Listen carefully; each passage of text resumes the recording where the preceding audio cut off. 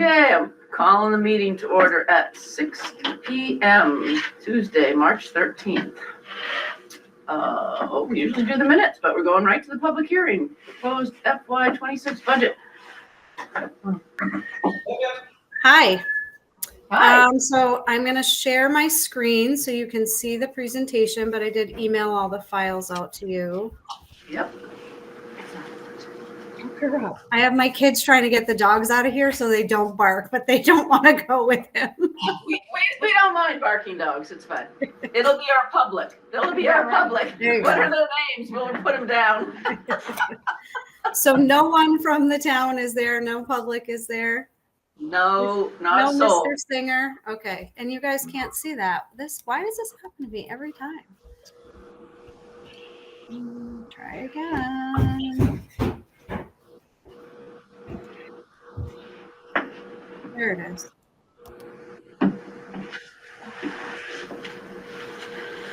All right, I'm going to fly through this relatively quickly, although we do have a few points that I want to touch on that are additions since we met last month talking about some of our enrollment numbers.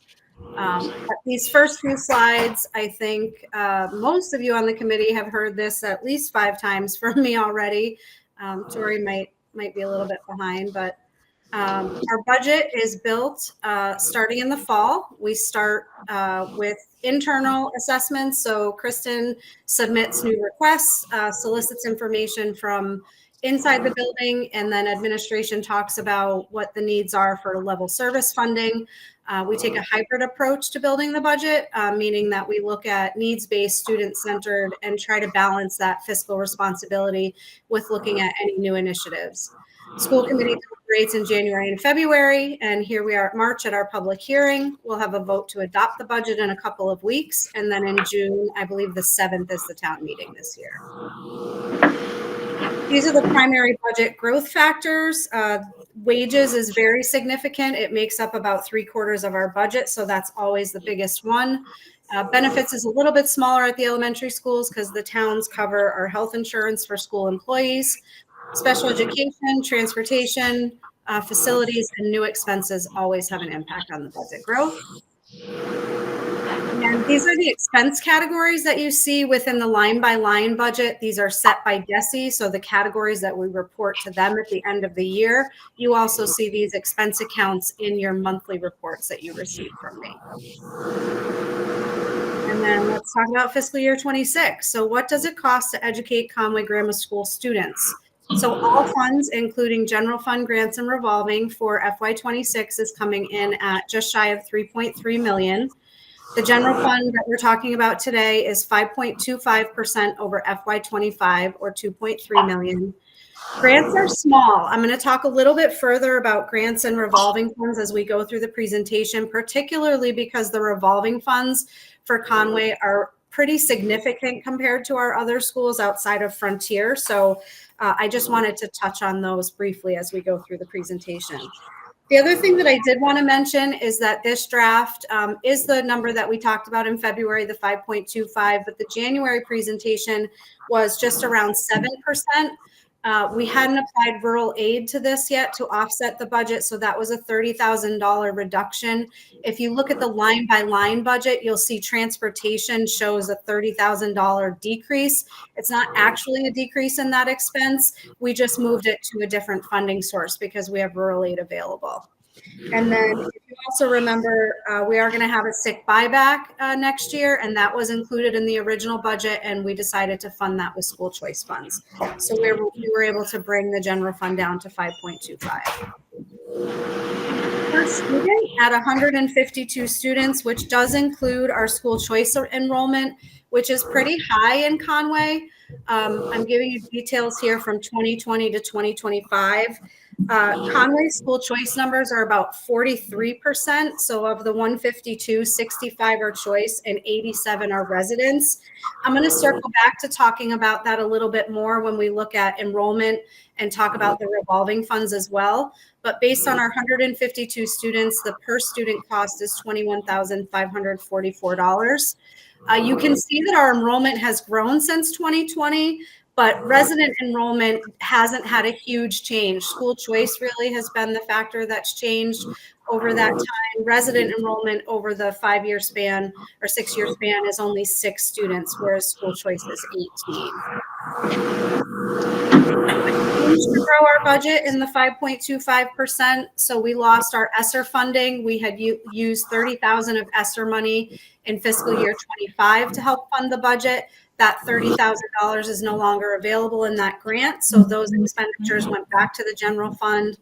We have a wage increase, which includes a placeholder for all staff, so teachers and IAs, which are currently in negotiation, school-based staff, and central office. And then we decided to increase some of the non-wage expenses for Conway Grammar School. One of the biggest drivers of the $27,000 is for building heat. As you know, this year we are going to be over budget. I'm making a recommendation to increase that account line by, I believe it was $8,000, so that we could try to bridge some of the gap. Some of our other schools are able to typically make up for those expenditures by salary savings if they have unpaid leaves of absences or vacancies in positions. Conway doesn't have as much flexibility in their salaries and wages. So given the town's position, it's a good year for us to make these budget adjustments and right side those non-wage expenses so that we have funds to cover them moving forward. And then I explained in the last slide, we did apply the $30,000 in rural aid to bring the budget down from the 7%. Quick question. Before we move on, you were talking the fuel. So this year, I don't know if you can hear me very well, but this year looks like we're trending to 65,000. The $8,000 increase puts us at 45. I know we had something funny with the start of this year, rolling over from some fuel we had to take last year. Is the 45 realistic to what you think it should be in a calendar year, or is that still a little light? You just didn't want to bake in all the money right now. So it is probably a little bit light, but it also depends on the market. So I haven't locked in the rate for 26 yet on our oil costs. And as they stand right now, they're already down compared to where 25 is. So we could end up a little bit short still, but I'm hoping to make up some of that gap with a lower per gallon cost. Does that make sense? Yep. No, it sounds like it was a conscious decision and choice. So that's all I want to make sure.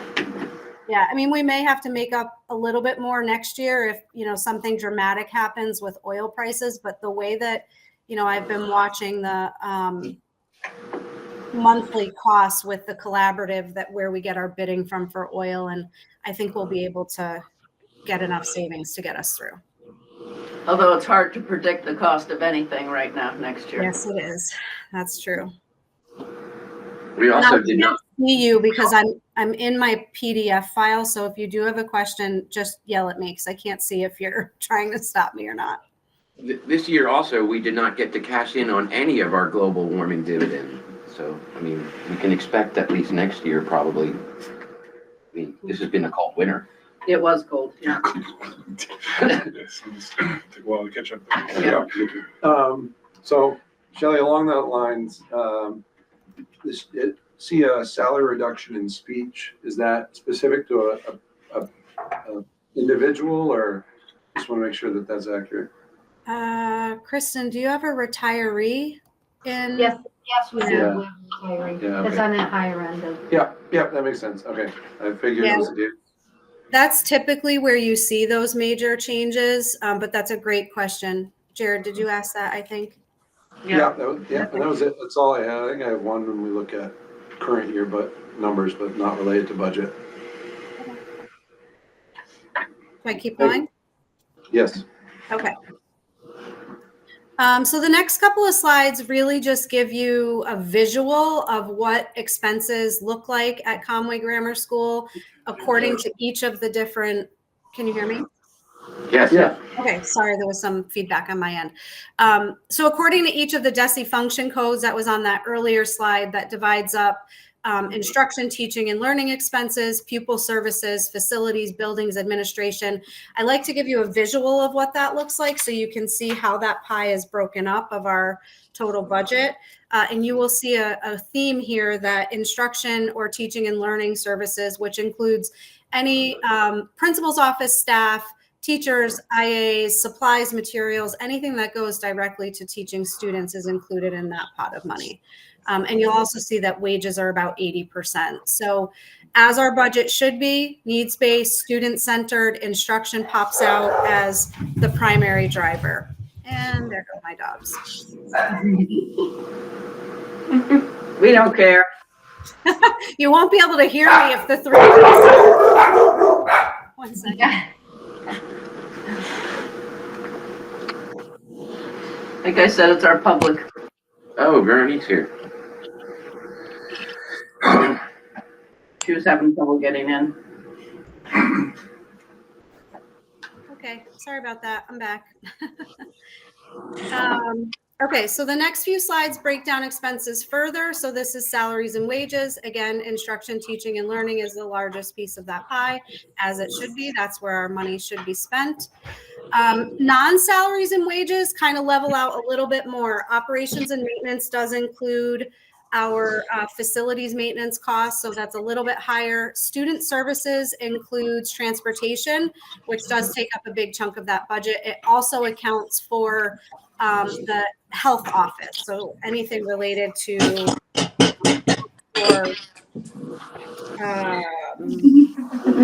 materials for the health office. I can't think of what else is in that category right now. I'm sorry. And then central office expenses are also included in the budget. So this is Conway's portion of central office expenses. You can see here what the proportion of that is for salaries and wages. Any questions before I talk about grant and revolving funds? No. Veronique, mute yourself.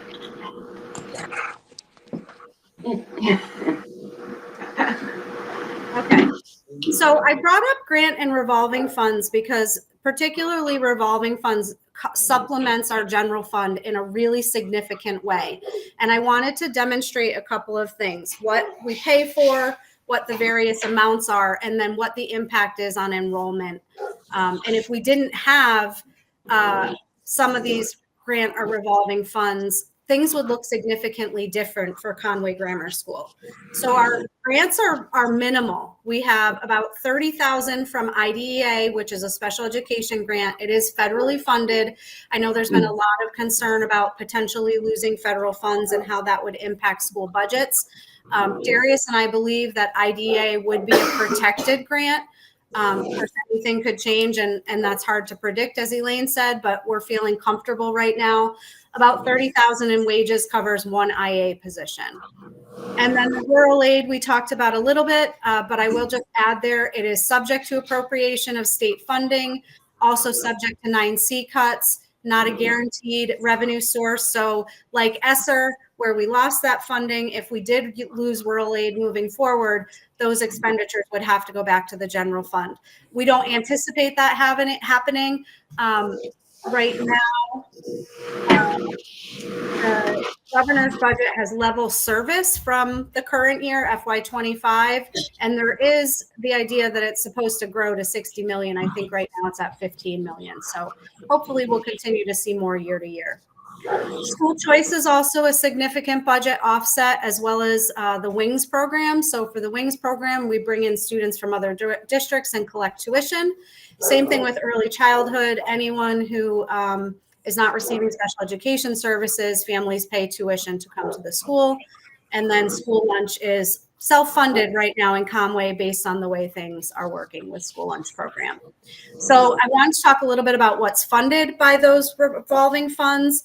Every IA at Conway Grammar School is funded by another funding source outside of the general fund.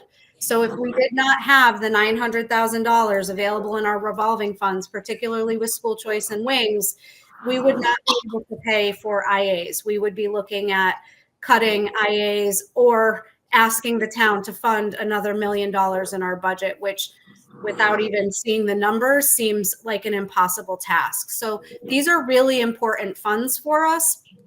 The other reason to bring this up is we did have a conversation earlier in the year at a school committee about the potential of the WINGS program being downsized, primarily for staffing reasons. Since we've had a change in staff, we haven't been able to secure a qualified full-time teacher. So those are conversations that Kristen and Darius are still having. The goal is to keep that program intact, but we'll keep you updated as we go through. But I did want to demonstrate for you what the financial impact is of these other funding sources. The next slide looks at enrollment. So I think that this is also really. Shelley, can I just ask about that previous slide? Because, do we have a plan B for worst case scenario of the loss of federal funding for the special education grant as well as the school lunch, which they're also talking about pulling? Well, first they have to fire everybody, then they have to burn all the documents to close the buildings, then they cancel the program.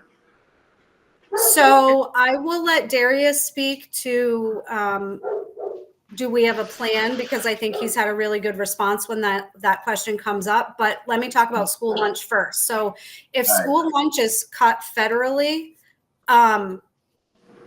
the state would have to change legislation to not fund school lunch, because right now it is in the law that the state will provide free breakfast and lunch for all students. So I'm not sure how the state would do it if there wasn't supplemental funds from the feds, but they would have to find a way or change the legislation.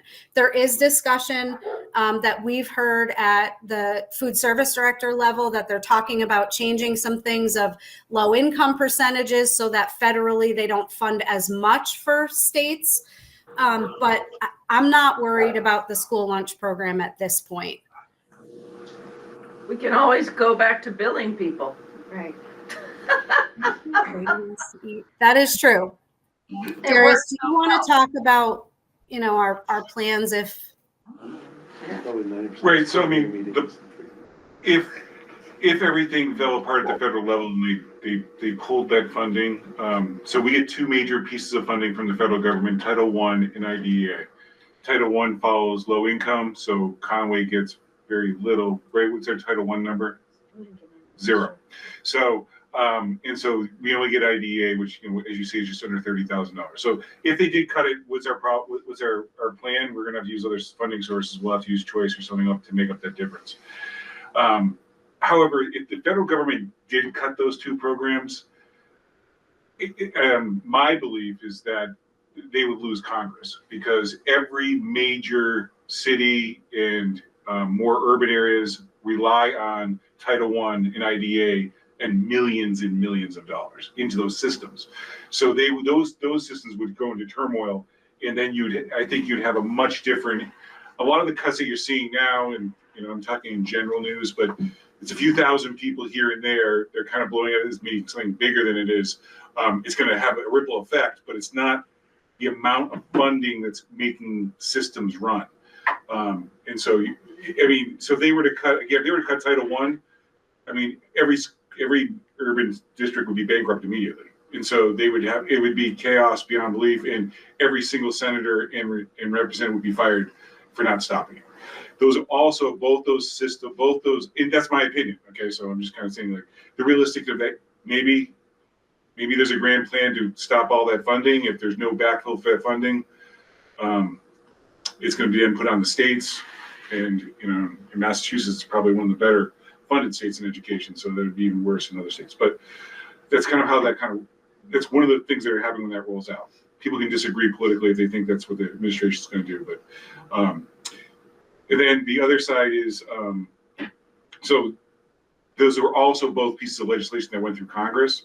So I don't know, I'm not a congressional lawyer, but my understanding is that the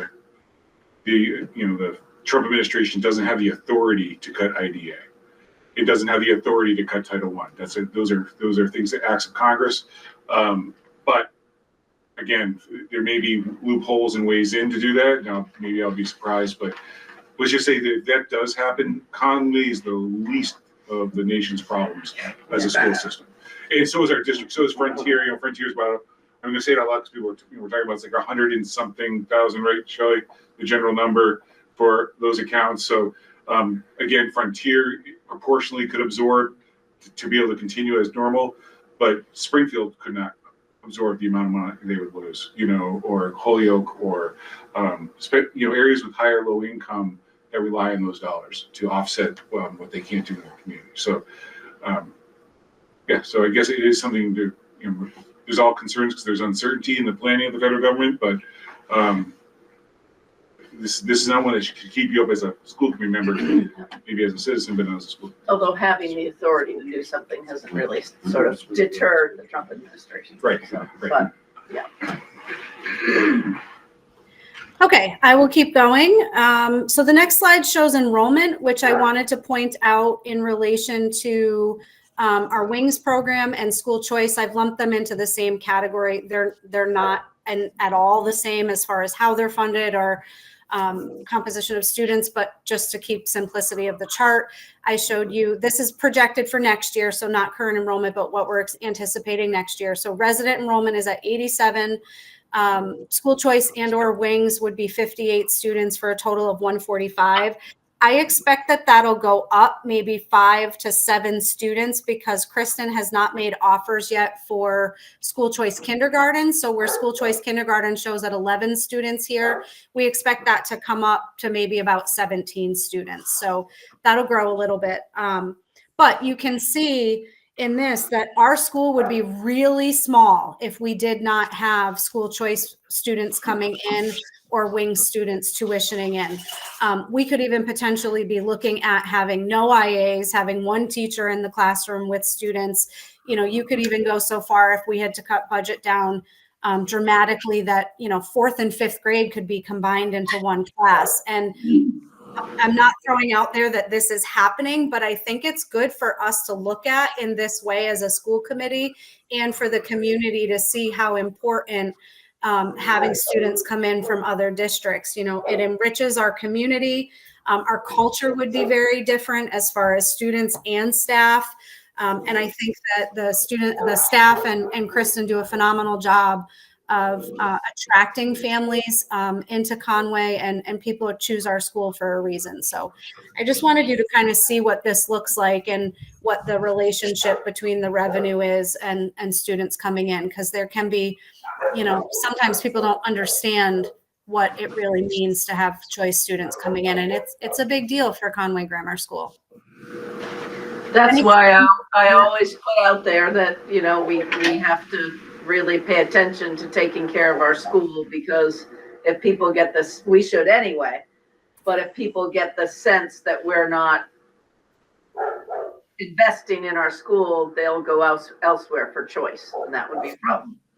Exactly.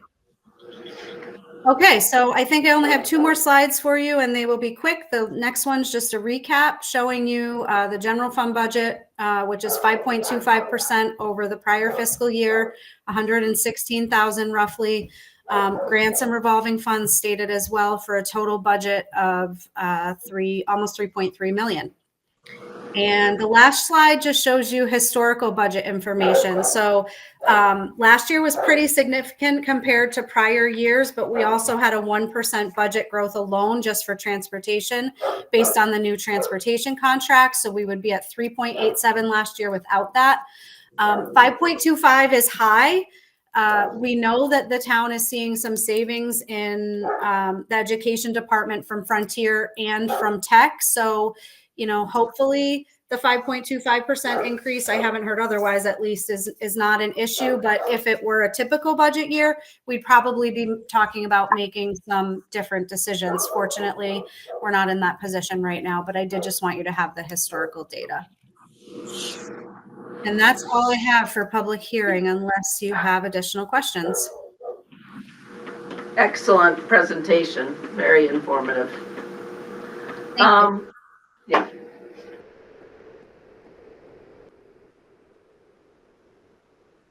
Anybody want to? Invite Veronique to ask a question.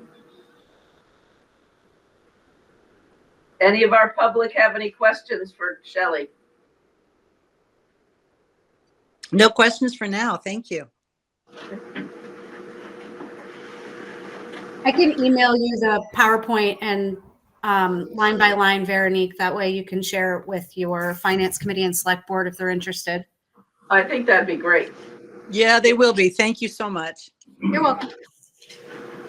I got to tip my hat to Lisa, who's out there. Lisa, who's the head of our, one of our association presidents, was with us until almost 9 o'clock last night. I had a meeting with her at 8 a.m. this morning, Oh, my and she is God. here with me again tonight. So just long days, and she has to do all the teaching in between. So just while you're out there, Lisa.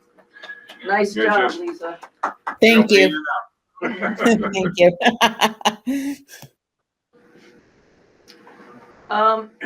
Shelley, do you want to go right to financial statements, and then you can check out?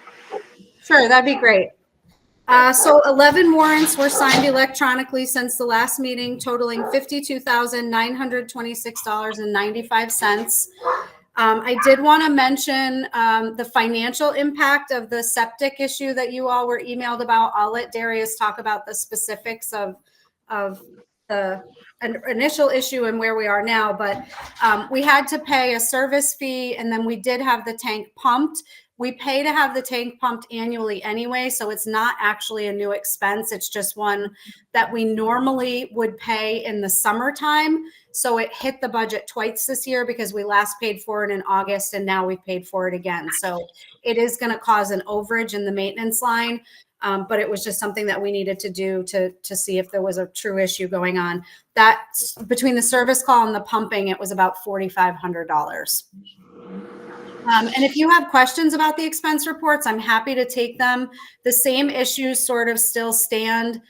We did have a long-term sub in for a little while, so the teacher line is over because the person that was out was still receiving pay from sick pay.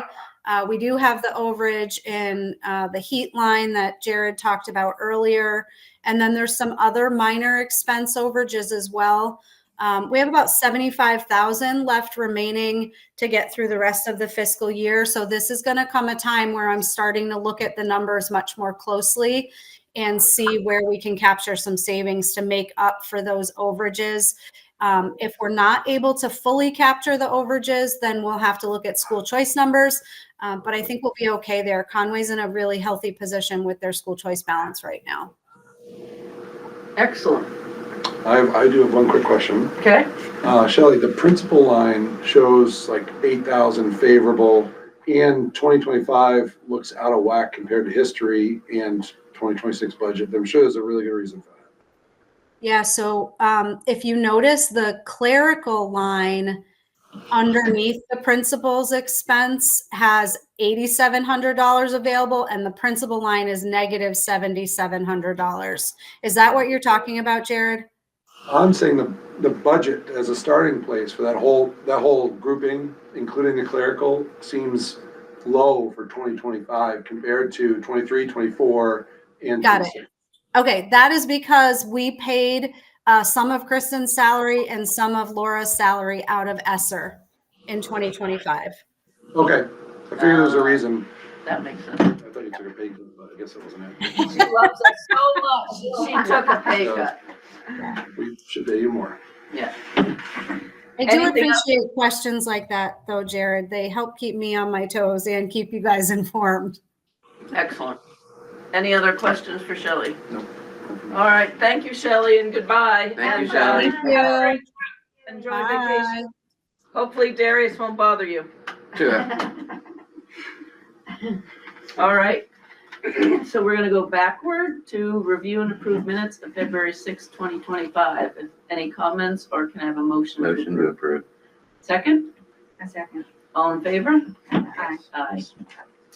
All right, we did financial statements, signed warrants, principals report, which Kristen did send us ahead of time. The big thing on the report is the septic update, but Darius just understands. I don't have septic, so he understands it so much more, so. Oh, you live in a big city? Yeah. Oh, my. I don't even know what that's like. I love. Oh, I loved explaining to her on the phone. Oh my God. Imagine you have a pool. He was, yeah. There's a skimmer at the top. That skimmer, Yeah, boy. everybody in Conway knows how the septic system works, so I don't need to explain it to them. No. But basically, so there was some of the icing that was going across the walkway. Where is it? So ours, we're actually looking out the window at it. Yeah. Our leach field is out that way, which is weird. By the 'cause what- flagpole? Yeah, between here and the playground. Oh, So which is weird because usually your septic is lower than your house. We actually pump it up and drop it down, probably because the water on both sides that they decided to go that way. It's the land itself, it's granite, we didn't have a choice, you had to go on top of the land. Okay, so they built it up and they built, so they built the system instead of going into there. Anyway, so, it was discovered because there was icing over, the walkway out to the playground and the kids were shooting down that thing and then Oh, that must have been fun. their outfits started to have a smell to them. And so, so we shut down that area. Oh, no. Oh, my God. The smell is an understatement. Right, so, Oh, no. yeah. No, You thought somebody had an accident at first. we're like, woo. Sniffing people. After after many phone calls to parents about washing their kids' clothes. No, so basically, so what we did is we don't know what the problem is at this point. So, leach fields can get clogged. It was a weird time where the leach field was thawing and the grounds around it were not. And then the way it was situated did not cause it. So what we did as a kind of the emergency thing is pump our septic early. So to give that, for those who don't understand how septic works, that kind of gives you a reset because it's going to take a couple weeks to fill the septic tank up before you start having fluids, before you start having wastewater going into the field. So, we did that. It stopped. So right now they're waiting for the ground to thaw. They're going to come back and then the junction box, someone built a shed on. So we're going to have to move the shed in order to get to the junction box. So the preschool playground shed is on top of the junction box. So they're going to have to move that. But they said, you know what, there's nothing, they're not going to really be able to see what's going on until the ground thaws anyways. And because you're not seeing it bubbling up, there's no more water coming up to the surface. You could have had a weird freeze or something like that, but they're going to, take a look, go through the junction box, make sure that one of the problems that you can have waste products floating to the top and getting into the lines that go out to the field. So, there's a lot of different small things that could happen. Worst case scenario is that we've had problems with this field in the past, not since I've been here, but I was told that they've had to rebuild it, if not once, maybe twice. So it's just, it's not in the best spot.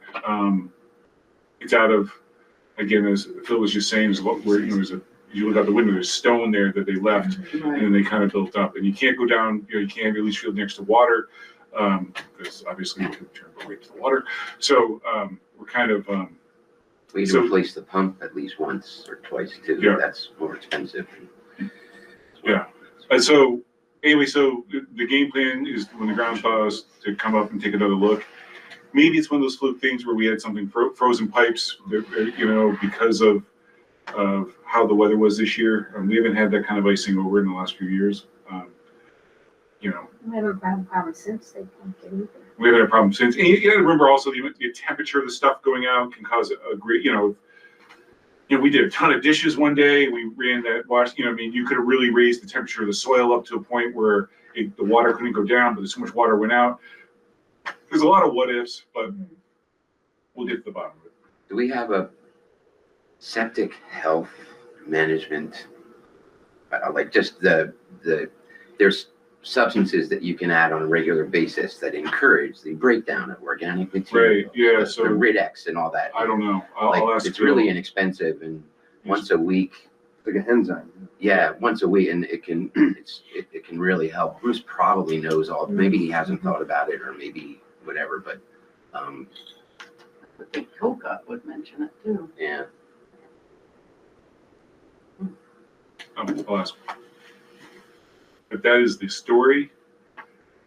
To be continued. Have great, however poopy it is. Yeah, it was quite a week last week. I can imagine the investigative process. I just said that. Well, just real quickly, one of our little students was picked up by a parent because they had an appointment. And the parent emailed Mr. B and said, we're sitting in the waiting room waiting for our appointment. And my child smells very, very foul. And the child had the backpack with them for coloring or whatever. And he said, I asked my child if they had gotten sick in school because a lot of the stench was coming from him and the backpack. Well, first let me start by saying Jeremy stopped by the office to tell me that some of this, there was a file older. But Jeremy is nervous about everything. So Yeah. it's sort of like the boy who cried wolf in a Yeah. cute little way. It's like, we'll get to that. But then we get this email and asks his child if he got sick in school. No, I didn't get sick in school. Did you have an accident? No. So many questioning that the little boy finally said, well, I might have poop on my pants somewhere, which he did. And, right? So I go down to kindergarten and Jeremy has a bag. He said, smell. It was the most outrageous smell I have ever smelled in my life. And then smelling the little children as we go along, I was like, oh my goodness. So. But then how'd you figure out that it came from outside? Well, so we went outside and Nurse Sarah and I were literally, all of these students happened to be playing in the same area. No, we were on the ground picking up snow, picking up ice, and at one point we got a piece of ice and we're like, oh, there it is. And that's right where they were sliding and playing. And, you know, that group of students. So. That, That doesn't I've happen. not heard that one in all my Yeah. years of school committee. That's a good story. That's a good story. That's a good story. Detectives, oh my God, that's crazy. All right, glad to know that you're on it. I just wanted to mention we did receive a donation from the pickleball group. For $500, so Yes. it was very We'd like to do kind that. and generous. Yes. Lockdown drill, Desi visit. We did do it, yeah, lockdown drill this week, it was great. We had, 5th and 6th grade outside, they ran where they should run, and we got a great report from law enforcement folks, so, Right. And you had Desi in the building. yes. Hopefully not the same day the septic was over. Last week was a week, let me tell you, it was a week. Oh yeah, we let our kids slide down the poop That's mountain. what I said, you mean our kids were rolling around and it really was, it was clear, there was no discoloration. Oh my God, you can't. Kids were make as happy this as up. could be, you know? Oh my God. All right. Thank you, Kristen. Any questions for Kristen? Thank you for the entertaining report. Very enjoyable. Very enjoyable. Public comment, they've come and gone. New business, votes will be taken on school calendar we got in the mail. Or So- in the email. Great, so school calendar, we voted at the joint meeting, so it's just giving you a chance to look at it. If you have any questions, because it's a joint, really should let me know ahead of time if you have some major changes so that we are prepared to talk about it. But you gotta be in the same calendar as all the other elementary schools because you are in the same association and teacher association and transportation contract, so. I know I'm a dinosaur, but I used to like when you printed out the thick stock that was suitable for refrigerator or magnetizing. That, I don't know, that hasn't been done in a while. No. Now you get 17 messages a day from the school about what's happening tomorrow, next week, and the day after. Yeah. There was so much paper at negotiations last night. I was getting jiggy. Yeah. It's like, oh my God, trees. It's recycled. Yes. Yeah. School committee calendar.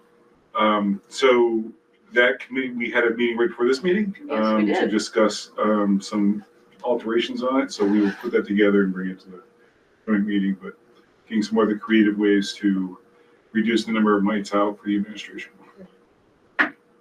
Significantly, hopefully. Great. Yes. Policy, access to education, student privacy, and immigration enforcement. Everybody's going over this one. Yeah, so, this particular one, you got the newest, so what happened was, we had the initial one where we talked about that we were gonna, talk about creating a policy after I created a procedure. It went to Frontier. Frontier sent it to the policy subcommittee because there was disagreement about, law enforcement's coming into the building. It went to policy subcommittee, came up with language of a compromise at the discretion of the superintendent. We went back to Frontier, let me be the first meeting of the month of all the school committee meetings, and there was much debate, and it got sent back to, no, it didn't get sent back. It got sent to me to go talk to chief of police to see if I can come up with a compromise of having immigration police go to Deerfield Police Station instead of the school, because the idea was if they came to the school, If they got sent to the superintendent's office, it's actually at the school, and it can still cause a disruption. So I happened to have a Fort Town safety meeting that week, and so I met with all the police of the towns, and we kind of all talked about it. And so they will, all the towns, if immigration persons come there, I will meet ICE agents at the Deerfield Police Station, which is also manned 7 days a week. I mean, it's manned the same hours as school, so there's somebody there versus the other towns, which may not have personnel there. So I mean, that's a lot of effort, and I appreciate that. I just also think if that happens, it's as much as the people's reactions and overreactions as it would be to the person, you know? Maybe, maybe not. Yeah, Yeah. I think in South Deerfield, Massachusetts, and Deerfield, I think with the one or two notable exceptions, they were good, healthy discussions to have. Okay. Okay, So. What do so we that's do? first So- reading, vote next So I time. guess it's gonna be, yeah, it's first read vote next time. Reports, I do not have a report, except negotiations are continuing. That's my report. The collaborative, we don't have a rep. Superintendent has been to enough meetings. He doesn't have a report either. I think that's it, unless anybody has any discussion. Motion to adjourn? Motion. Second? All in favor? Aye. Yes. Thank you, everybody.